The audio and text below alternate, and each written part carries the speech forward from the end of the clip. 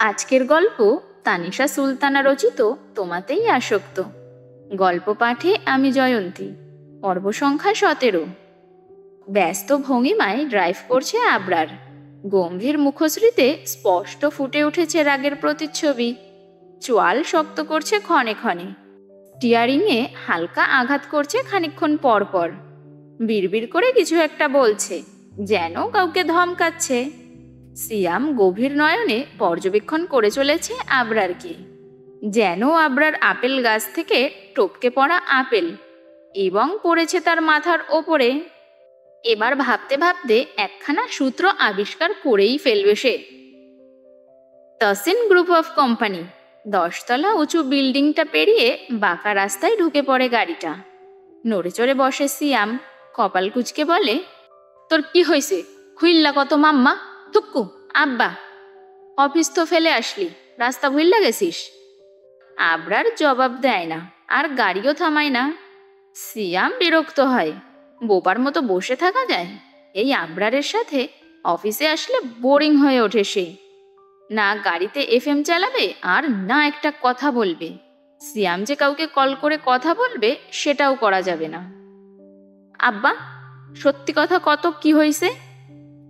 এমন মনে হচ্ছে তুই চুমু খেতে যাচ্ছিলি, আর তখনই কেউ কাবাবের হাড্ডি হয়ে ঢুকে পড়েছিল। তোর ঠোঁট কেমন উজ্জ্বল উজ্জ্বল দেখাচ্ছে, আবার মুখখানা। আবরার তাকায় না সিয়ামের পানে। স্টিয়ারিং শক্ত করে চেপে ধরে গম্ভীর স্বরে বলে, খেতে পারিনি, তোর মা ডিস্টার্ব করেছে। নড়ে চড়ে বসে সিয়াম। তবে এই জবাব আশা করেনি সে। এমনিতে আবরার তাসনিনকে প্রশ্ন করলে কখনোই জবাব পাওয়া যায় না। আজকে কি সূর্য ওঠেনি? হবে হয়তো। শুকনো কাশি দিয়ে গলা পরিষ্কার করে নেয় সিয়াম। নয়ন জোড়া বড় বড় করে অতঃপর বলে, খেতে পারিসনি তাই 4 ঘন্টা?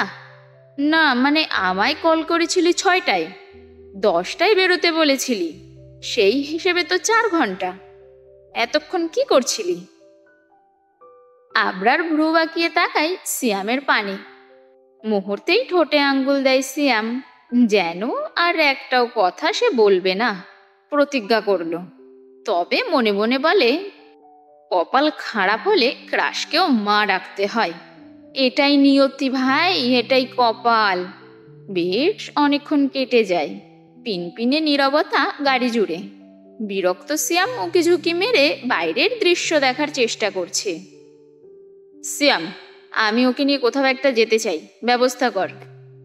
সিয়াম বুঝতে পারে না ঠিক। সে সিটের ওপর 2 পা তুলে বসে, গালে হাত দিয়ে কিছুক্ষণ ভেবে নেয়। ওকে বলতে কাকে বোঝালো? তবে তার মোটা মাথা গবেষণায় কাঁচা। ওকে মানে কাকে? আমান, ইভান, আহাদ, নাকি আমি মানে সিয়াম? ও ওই মেয়েটা যে আমাদের বাড়িতে থাকে। ও, তোর বউ? মানে আমার মা, আমার বাচ্চাদের নানি, আমার বউয়ের শাশুড়ি, আমার শ্বশুরের বিয়ান। তোর বাচ্চাদের মানে আমার ভাই বোনের আম্মু, তোর মায়ের। শাট আপ সিয়াম, যেটা বলেছি কর জলদি, 2 দিন সময় দিলাম। সিয়াম গালে হাত দিয়ে কিছু একটা চিন্তা করে, তারপর বলে, তুই কি আলাদা টাইম স্পেন্ড করতে চাচ্ছিস? Honeymoon type? বিরক্ত হয় আবরার। চোখ মুখ কুচকে বলে, না, গ্রুপ ডান্স করতে চাচ্ছি। ভেঙচি কাটে সিয়াম। হতে পারি সিঙ্গেল, তবে সব বুঝি। হয়ে যাবে। আমানের বাড়িটা তোর জন্য বুক করলাম 4 দিনের জন্য। 4 দিন মানে 4 দিনই, তার বেশি 1 দিনও না। তবে আব্বা, আমার একটা কবিতা শুনলে তোকে ফ্রিতে ফুলের ব্যবস্থাও করে দিব। শুনবি কবিতা? আবরার জবাব দেয় না। সিয়াম বুঝে ফেলে আবরার তাসনিন বিখ্যাত কবি সিয়াম মাহমুদের কবিতা শুনতে ইচ্ছুক। তাই সিট থেকে পা নামিয়ে সোজা হয়ে বসে। 2 বার কাশি দিয়ে গলা পরিষ্কার করে অতঃপর বলতে শুরু করে, ওই পাড়ার সেলিনা, তার সাথে আরই কচু গাছে ভ্যাং হাসে, সিয়াম আবরারকে ভালোবাসে। চিল ডাকে কাক নাচে, আবরার আব্বা চুমুখে বাঁচে। বকার কাক 2 ভাই, সিয়াম ভাইয়ের বউ নাই। দুঃখ আমার পাহাড় সমান, হাসপাতালে আছে আমার বন্ধু আমান।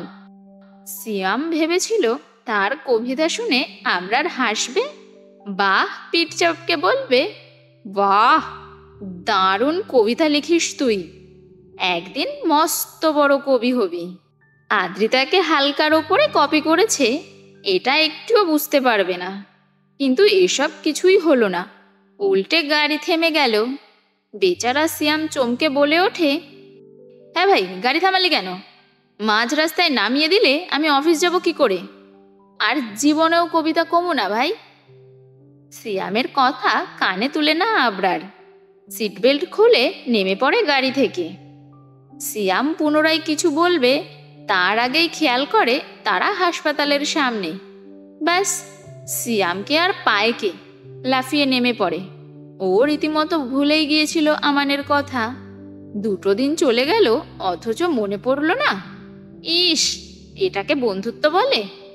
ছি সিয়াম, তোকে দিয়ে কিচ্ছু হবে না, তোর কপালে বউ নেই রে। দেখা গেল শপিং করতে গিয়ে বউ রেখে আসলো ভুলে, তখন কি হবে? আলতু ফালতু চিন্তা করতে করতে আবরারকে ফেলেই চলে যায় আমানের কেবিনের দিকে। মূলত আবরারের কথা মাথা থেকেই বেরিয়ে গিয়েছে। কঠোর সিদ্ধান্ত নিয়েছে আতিয়া বেগম, সামনের মাসেই বাংলাদেশ ফিরে যাবে। এখানে আর নয়, অহনার শ্বশুরবাড়ির পরিবারও যাবে কিছু মাসের জন্য। ইচ্ছে ছিল ছেলে মেয়েকে দেখার, দেখে নিয়েছে। আদ্রিতা মায়ের কোলে মাথা রেখে ফোন দেখছে, আর আতিয়া আদ্রিতার চুলে হাত বোলাচ্ছে আর টিভি দেখছে। সন্ধ্যা কখন হবে? আজকের দিনটা ফুরোচ্ছেই না, দীর্ঘ মনে হচ্ছে। কবে বেলা 12টা। আদ্রিতা একটু পরপরই ফোন দেখছে। আচ্ছা মা, আমি যদি কাউকে পছন্দ করি তাহলে তার সাথে আমার বিয়ে দিবে? আতিয়া বেগম চমকায় না, কেননা এসব উদ্ভট কথা প্রায়ই বলতে থাকে আদ্রিতা, নতুন কিছু নয়। তিনি একটু হেসে জবাব দেয়, সে যোগ্য হলে ভেবে দেখব। আদ্রিতা ভাব নিয়ে বলে, যোগ্য কাউকেই তো আনবো আমি, একদম রাজপুত্রের মতো, দেখে নিও তুমি। আচ্ছা দেখে নেব, তবে শুধু সুন্দর হলেই চলবে না আম্মু, ভালোবাসা থাকতে হবে। আমি আদ্রিতা, আমাকে কেউ ভালো না বেসে থাকতে পারবে? আতিয়া বেগমের মুখখানা মলিন হয়ে যায়। মনে মনে বলে, যার উচিত ছিল তোকে ভালোবাসা সেই তোকে ভালোবাসেনি আদ্রিতা। ভীষণ বাজেভাবে ঠকে গিয়েছিস তুই। গোটা দিনটা মায়ের সাথেই কাটায় আদ্রিতা। এখন সন্ধে 6টা বাজে। আসিফ বেশ অনেকক্ষণ আগেই মেসেজ দিয়েছিল সে ট্যাক্সি ধরেছে, আসছে জুরিক নদীর সামনে, এই ঘন্টাখানিক সময় লাগবে। আদ্রিতা আজকে বেশ সুন্দর করে সাজুগুজু করে। লাল রঙের জর্জেট 3 পিস পরেছে, কোমর সমান লম্বা চুলগুলো ছেড়ে দিয়ে লাল রঙের হেয়ার ব্যান্ড লাগিয়েছে। ঠোঁটে হালকা লিপস্টিক, চোখে কাজল আর গালে ব্লার। গাল দুটো লাল লাল দেখালে দারুণ লাগে তার কাছে। অতঃপর পারফিউম মেখে বেরিয়ে পড়ে। First date. প্রেম হওয়ার পরে তো এই প্রথমবারই দেখা হচ্ছে তাদের, একটু স্পেশাল তো হওয়াই উচিত। আতিয়া বেগম কিচেনে রাতের জন্য রান্না করছে। আদ্রিতা তাকে না বলেই বেরিয়ে যায়। বাড়ির মূল ফটক পেরোনোর আগেই কোথা থেকে অ্যানি দৌড়ে এসে পা জড়িয়ে ধরে তার। আদ্রিতা মুচকি হেসে কোলে তুলে নেয়। তুলোর মতো নরম শরীরে ঠোঁট দাবিয়ে চুমু খায় এবং আদুরে সুরে বলে, চলো মনা, তোমার বাবার সাথে দেখা করে আসি। অ্যানি মিউ মিউ করে ওঠে, যেন বোঝাচ্ছে, আমার আসল বাবা জানতে পারলে তোমাকে কি করবে আম্মু? একবার মনে করো তার কথা।